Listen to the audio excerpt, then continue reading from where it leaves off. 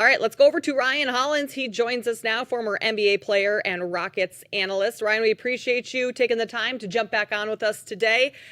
Just want to get your thoughts overall on this series and Game 4 last night in the NBA Finals. Man, it was a gutty win by Oklahoma City. I don't think they had shown that they had that ability, and that, in my opinion, they really grew as a team last night. Shai stepped up and hit big shots, and what we've seen is it's Indiana that had been executing down the stretch.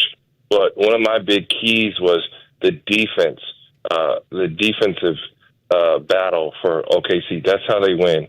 And last night they got out and they defended, and that was the big difference in the ball game. Yeah, no doubt about that, Ryan. You speak of defense, and so my mind instantly goes to Alex Caruso and what he was able to do off of the bench. Not only the 20 points, but the 5 steals that he was able to have. When you see a guy that can really transform and morph himself into multiple defenders, like he can literally, at some possessions, guard a 5, depending on who that 5-man is. So how much of a luxury is it to have a guy like that in Alex Caruso that can bring that type of effort defensively, but then also help your team stay in the ball game with the shots that he was making, and he finished with 20 points? I mean, it's everything. And for Caruso and Oklahoma City, that is key, not just his stellar defense, but the scoring. You know, he's going to have to get those hustle plays. And again, it was an Oklahoma City type of game. The game got muddied up. It was extremely physical. And, you know, at the end of the day, that was the big difference in the game, where, you know, it looked earlier like Indiana was going to run away with it. The pace was extremely fast, getting up and down. But, again, for Caruso, scoring those points, getting things ugly, they're the hustle points, you know, the 50-50 balls that are won.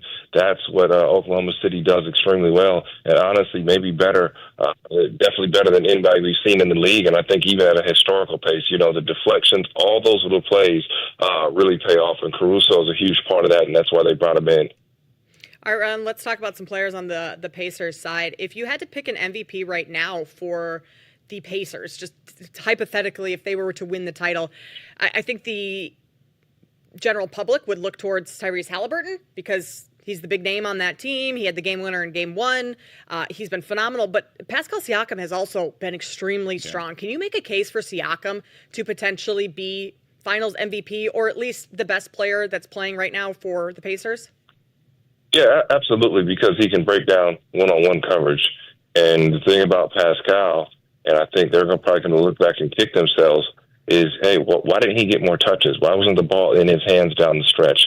I thought that's what ended up hurting the Pacers, because he is that guy that can break down a one-on-one matchup. So, you know, he's got to be involved in all those actions. And for him to be kind of off the ball or not getting shots while your team is struggling offensively, that's the whole point of why you brought him there. He's also a world champ. We just talked about Caruso. What a world champion. He's a guy who's won before. So I thought that was a big difference, but absolutely. And, you know, there's a reason he was the Eastern Conference, you know, player or whatever award he got, where Halliburton thought he was stepping up, and you know, Halliburton but like, certainly thought he was getting that award.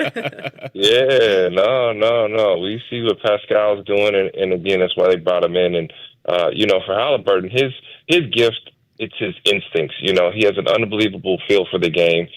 He's not going to dominate you with his speed or size, but he knows exactly what to do, and he's got a little bit of everything, and that's really what pays off.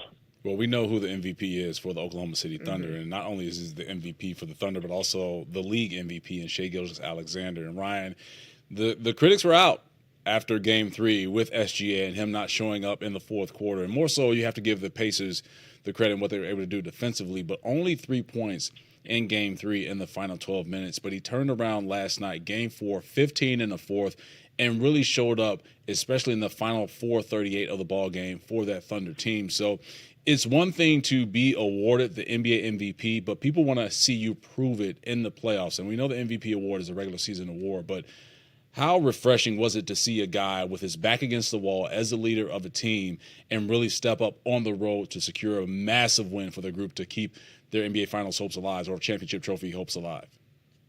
Man, it was honestly, it was everything for Oklahoma City.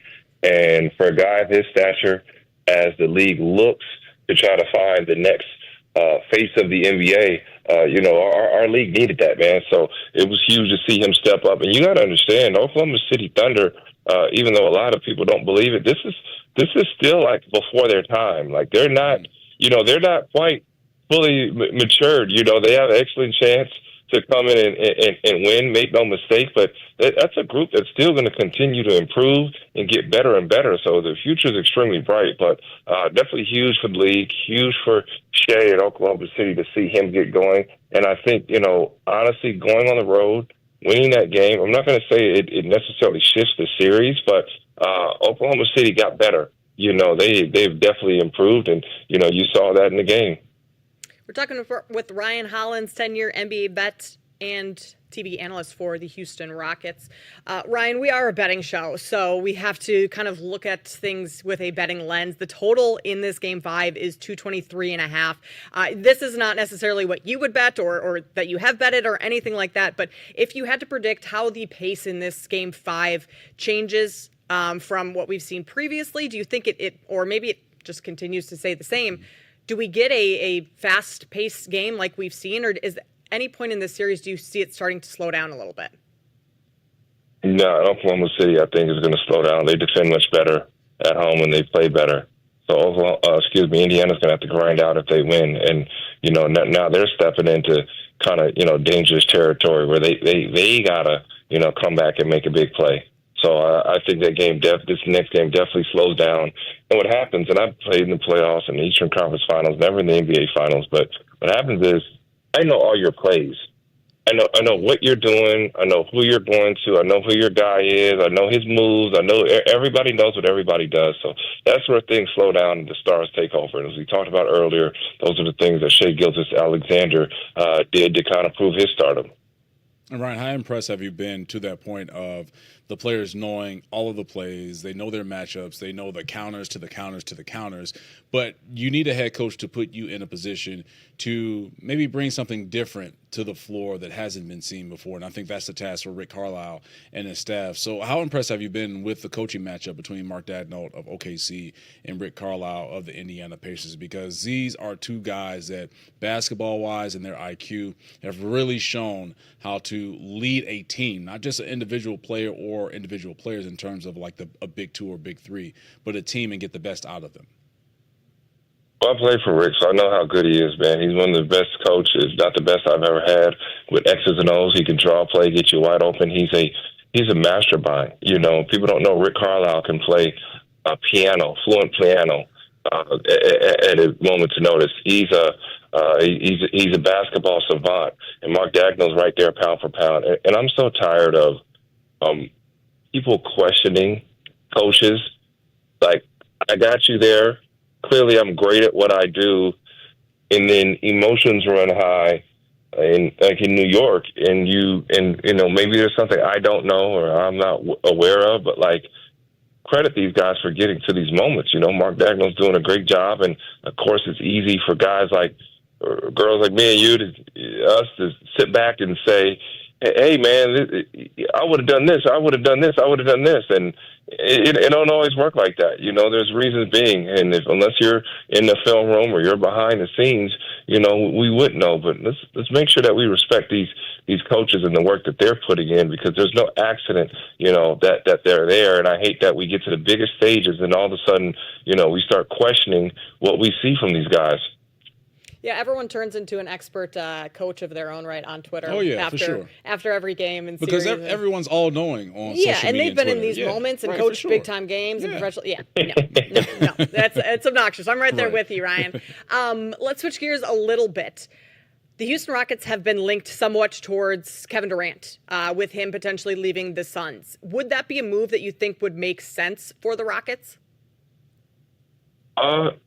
It absolutely could, and I think the beauty is that, our general manager, Rafael Stone, and Ime Udoka and everybody over there, they have a great grasp of what we are seeing from our young guys. So if that move is made, what Kevin brings to the table. He's a closer. That's something that Houston, at the end of the day, ultimately didn't have. And he's a mentor. He's a guy. He's as certified as it gets. And, he could come in and definitely change the organization of the Houston Rockets. And at the same time, you could, sit put with the young guys that you have and allow them to mature. Alfred Sengun was an all-star last season. Jalen Green is a special talent, so you wouldn't go wrong either way, and I'm really excited to see what ends up happening in Houston. Well, he has familiarity with the Rockets because Steven Adams, according to Shams Charania, signed a 3-year deal to stay in Houston. So there's a little selling point there to have Steven Adams, if it does happen, with Kevin Durant sitting at the negotiation table with Rafael Stone and the front office of the Rockets to try and sway him over to H-Town. But you have the Minnesota Timberwolves that are reportedly in that process of trying to get him, Kate.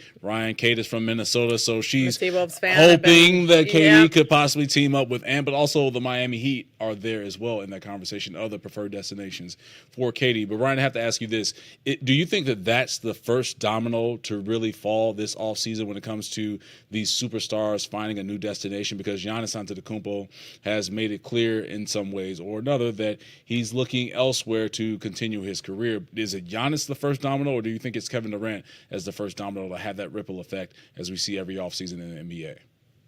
I mean, it's pretty safe to say that Kevin Durant is clearly going to be the first domino because they kind of have to move forward from him. It's not even personal at this point. And Kevin Durant, understands, hey, I want to go out and compete for a championship.